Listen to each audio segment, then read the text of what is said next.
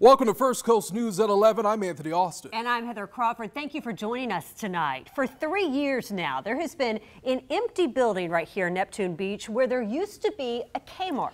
But you hit the streets and you can see signs, and neighbors say the last thing they want to replace is a big apartment building. And this is just one proposal that could put 175 new families in the neighborhood. And that's just too many people for some who we talked to tonight. First Coast News reporter Nick Perot joins us live where those neighbors got to give the Community Development Board their take.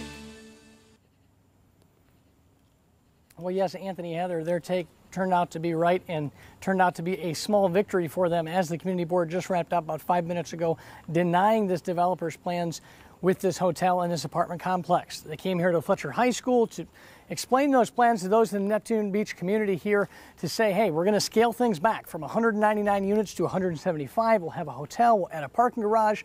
Well, tonight this development board denied those plans, which now means this will push it to City Council on August 13th and have them decide whether they agree with this board or they don't. So a small victory tonight for those opposed to this plan in Neptune Beach. Hey guys, glad you're here. Anybody need a button? We have signed petitions if you haven't already signed a petition. Mary Frozio is among a few hundred people that call Neptune Beach home and stood up literally inside Fletcher High School, saying no thanks to an apartment and hotel complex moving into their neighborhood. There are going to be people there. They're going to use the water. They're going to use the sewer. They're going to travel to the restaurants. They're going to park their cars. People that Frozio argues the current population, roughly 7,000, could not handle. 175 units. Developers Tribridge Residential introduced their fifth version of 1- and 2-bedroom apartments. They argue the new plan of 1- and 2-bedroom apartments would only increase city population by about 300 people, or 3%.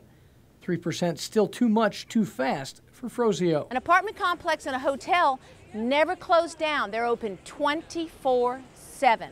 So 24/7, you're going to have lights, you're going to have noise, you're going to have traffic.